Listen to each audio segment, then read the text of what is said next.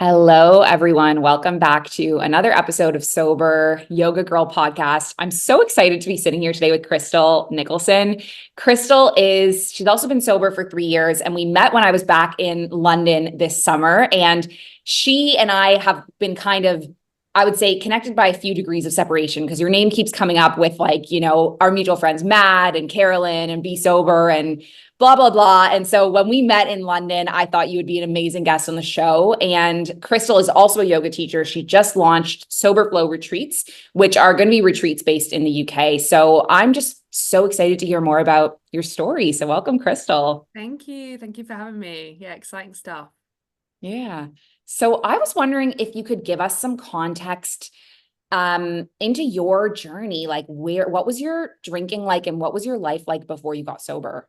Yeah, so I mean, it's really hard to know where to start, really. But I mean, I'd probably say, well, I'd definitely say I grew up in a very alcohol-centric household. Um, Alcohol dependency was prevalent and something that was very much normalized as I was growing up. But not even just like an everyday occurrence. It was more just leaning on alcohol as a coping mechanism and learning that from a very young age. But it was always around, like, family parties, funerals, Christmas, whatever it was, alcohol was included and seen as something to be used, whether you're celebrating, whether you're, drowning your sorrows, etc. So I think growing up with that and having been exposed to that really did shape the way that I then grew up with my relationship with alcohol. I think as a child I was very shy. I was very, very introverted. Like, I have memories of myself running off stages at school assemblies and, my face turning gooseberry red. And I think from that moment I first discovered alcohol, it was like, wow, this is something that I can drink, that I can, take all of that away and put on this bravado, this facade. So I think because of the society that I'd grown up in and the culture, it was very much normalized as well. So as I started to, drink, started underage drinking in parks, going to raves like in London, underage, all that jazz, to then, the harder stuff, going to university, taking drugs, and it just continued to kind of snowball, I suppose. But I think because it was so normalized, especially binge drinking in the UK is absolutely rife. It was never whistleblowed, Right. not by friends, not by family, not by anyone really. And so I was just kind of left to carry on. Um, and it got worse and worse. I was drinking to excess. I was taking drugs to excess. I was doing some pretty self-sabotaging behaviors, turning up to work with no sleep, not turning up to work at all.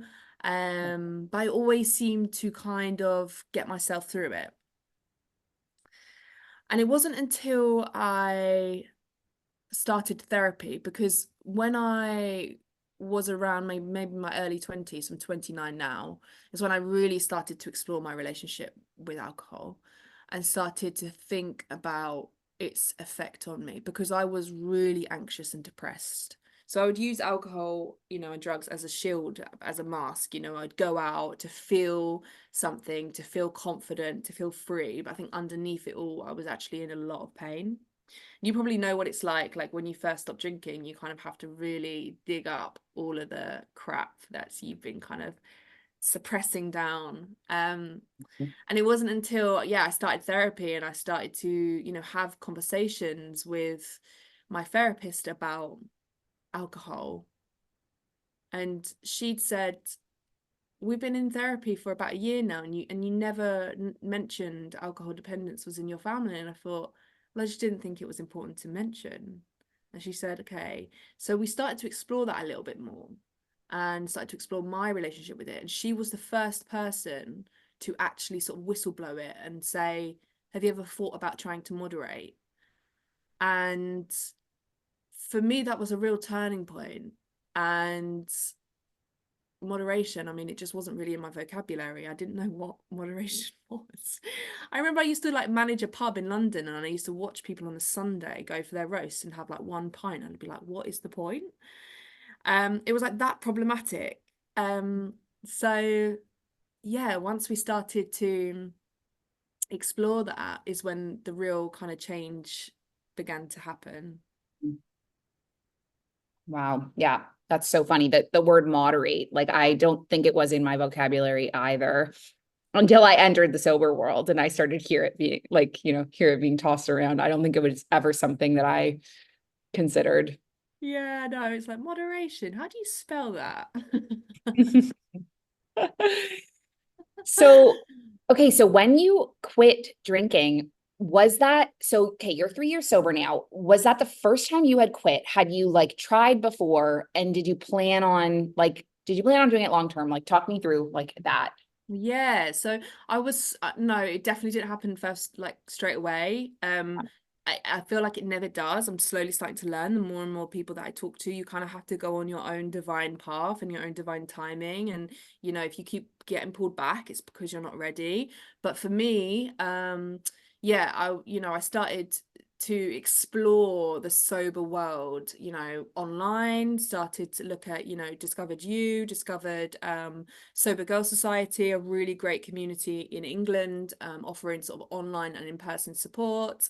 And reading, I read a lot of like Quit Lit. And I mean, I remember I was in a really toxic relationship, and he was really alcohol and drug dependent, and I was kind of slowly starting to branch away from him. But I remember, he would be out and I would be on the sofa at 5 a.m. on a Saturday morning, like wanting to wake up to finish off this book that I'd read. It was The Unexpected Joy of Being Sober, Catherine Gray. It's my favorite. Oops.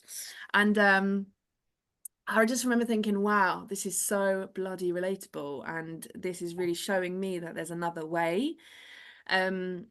So yeah, so I did like 30-day stints. I did even like 3-month stints, and then the tale was old as time. Or maybe I could just have one.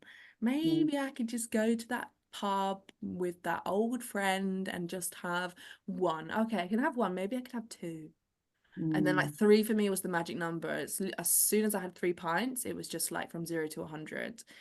And if I decided to have just 2 pints, I would spend the whole time at that party or pub or bar or wherever I was thinking about how I could drink that more slowly, or thinking about how I could get a little bit more alcohol in me. Like, it was a constant battle in my mind. And that's when I slowly started to realize like I just didn't have a control over it. And so Christmas came around the year I quit, which I think was 2021 or two, I can't remember. And I remember it was Christmas Day, and I was drinking red wine, and I was dancing around the kitchen to Whitney Houston on the Alexa, and dinner was being plated up, and I didn't eat the dinner. I just spent the whole Christmas day just getting really drunk and being really silly because I'd ruined so many Christmases before. They'd probably say I didn't, but I did. I mean, yeah, there was a few things I did that were just not okay. So Boxing Day, I woke up and I was just sick enough of my own shit, basically. I just woke up and I thought, that's it. Like, that's the last day I ever do this again. So yeah, it was a long and arduous journey, and only when you put that last drink down is when the real work begins. But it's a yeah. beautiful experience. Mhm. So thanks so much for sharing that. And there's a few things that really stuck out to me. First of all, Unexpected Joy of Being Sober, my favorite as well. It was the first Quit Lit book that I read, but I read it after I had already gotten sober, and it's just amazing. So if anyone's listening to this show and hasn't read that book, Crystal and Alex both recommend it. 100%. And the other thing that stuck out to me is I can just so relate to this, like, it's this journey of like exposing yourself and like educating yourself. And then finally, it's like, I had something similar in that, like, I just woke up one day and it was like, that's it, I'm done. And it's so interesting how it's almost like sobriety kind of comes to you by like osmosis, like it just seeps into you. And then all of a sudden there's just like a moment where it clicks. And I can so relate to that. And it was from then on out for me that I just was like, you know what? I'm sick of this. Yeah, you do have to just be sick enough of your own shit. That's the way I describe it. And like you do really have to be no one can show you, no one can tell you, you have to do it yourself and you Yeah. have to be ready for it. Yeah. Yeah. So what you said the real work began like after you quit drinking. So what was that like? So I think because of experiences that I have had in my life, especially growing up, had kind of led me down a path where I was more vulnerable to addiction, And so I had a lot of unresolved trauma that I had to then deal with in my heart and my head and in my body. My God, I was so anxious. I was so depressed. And it didn't really all hit at once, it was like a very slow burner that kind of came to the surface. And I think that when I stopped drinking, that's when I was really able to dig deep and begin to unearth those experiences and basically process them, right? We Yeah. as humans, we have a way of coping, and usually that coping is either, suppressing or, going through it. If you decide to suppress it, that's going to become stuck and it's going to manifest as gut health issues, as anxiety, as addiction, as ADHD. Oh my God, that's a whole other conversation. And so there was a lot that I had to kind of deal with and that had to come up. And that's why I say that's where the real work began for me, because alcohol was a short-term um, supplement to the pain I was in. Once Mm, I took that away, I knew that I had to do the hard stuff to get to where I am now. yeah. Yeah. And so what did you like, what supports did you use? Were you part of any sober communities in your early days? Yeah, so Sober Girl Society was a really big one for me. Be Sober as well. I mean, like I remember listening to Alex and Lisa on like their podcast and just being like, oh my God, these women are absolutely hilarious and just so relatable. Yeah. Joining like WhatsApp groups, there's so many going on that you can just write to, joining virtual calls as well. So yeah, Sober Girl Society, Be Sober were huge for me. And I always say as well, the way that alcohol is so centric in our society, it's almost like a propaganda. You need to do the opposite. So you need to immerse yourself in the sober curious space. So it's like reading the books, listening to the podcasts, educating yourself on addiction and how it works in your brain, so that you are basically outsmarting it. Right, once you kind of learn to recognize the patterns is when you're really able to break free. Yeah. And then obviously yoga. So once I'd kind of dealt with a lot of the stuff I was going through, I then started to think, okay, well, lifestyle, like how can I now feel really calm? Like what are healthier coping mechanisms that I can now use that's going to help me to basically achieve that state that I feel when I've had a drink? And I was working with a coach at the time, so she was a gut health coach, and it was very much lifestyle based and around nervous system regulation. I think what people don't realize is that a lot of us are living with a dysregulated nervous system. And Mhm. unfortunately, if you have experienced trauma throughout your life, you're more likely to have a dysregulated nervous system. So the nervous system is what governs the body's network. It sends the communications between the brain and the body. And basically, I knew that I was living in a state of fight or flight. So I was very much very highly strung, very anxious as a person. Um, I was working in the corporate world at the time, so I was very much in my masculine, wanting to prove everybody that I was worthy. I just look back and I just think, oh my God. Um, so once I was there, I then started to look at my lifestyle, and that's when I was introduced to yoga. So because of my state, at that time I was very much in my masculine. I really loved hard core workouts. I really loved, feeling like I was being punished, as I exercised, because that's where the adrenaline, the high came from. But once I started to discover yoga, everything changed. I mean, I started doing 10 minutes a day. I remember just like on YouTube, and my coach was like, "Come on, Crystal, just give it a go." And I was like, "Oh, I just really don't want to. Oh, Mhm. it's so boring." And then slowly, I was like, "Oh my God, actually, there is something here. There's something here. I can't describe the feeling that it makes me feel, and that sense of calm and ease and regularity, in my body and my mind." So yeah, yoga was huge, absolutely huge for me. Amazing. And then tell me about like the decision to do your yoga teacher training. Where did that come from?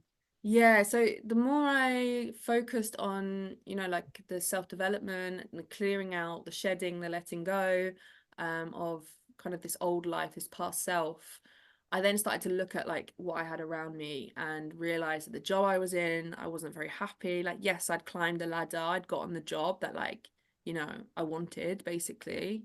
And I could have very much carried on in that trajectory, but I knew it wasn't making me happy. I had to just slow down. Mhm. Um, so I had about 2 or 3 months off of work. I got signed off because I was so unwell. Just driven myself to complete burnout. And then I decided to book a one way to Sri Lanka.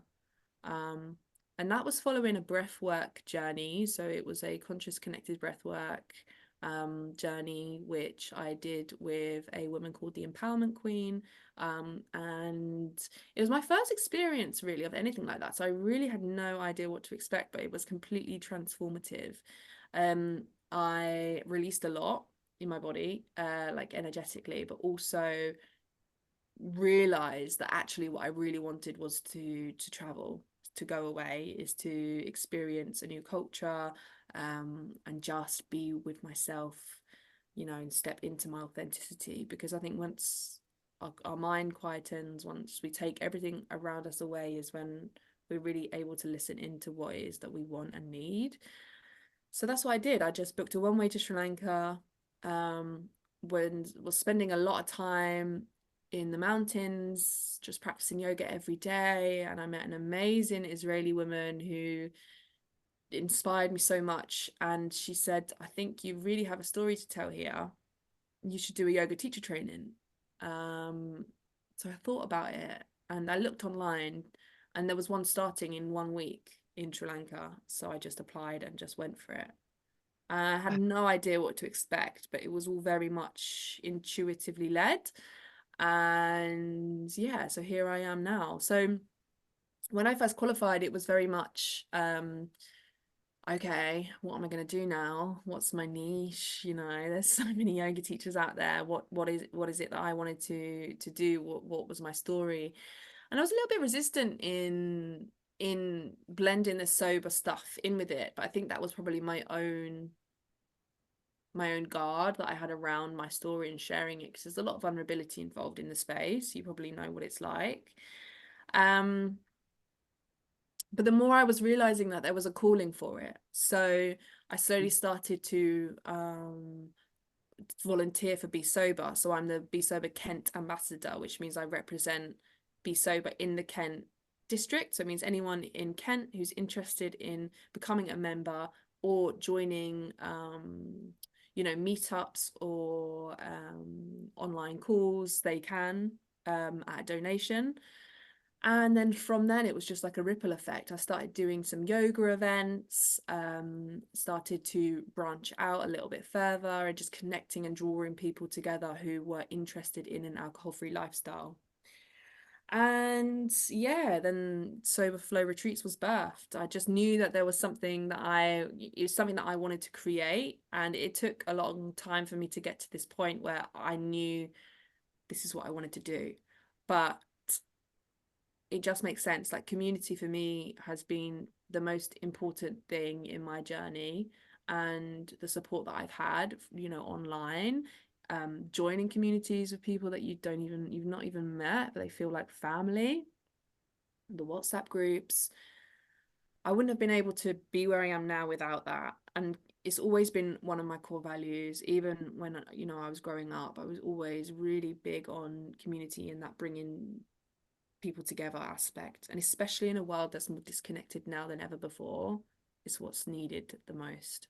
Mhm. So Sober Flow Retreats aims to connect sober and sober curious people together through community, through connection and sharing mindful techniques. So yoga, breath work, I do sound therapy as well, and really able to share these skills to help and support people in a similar space.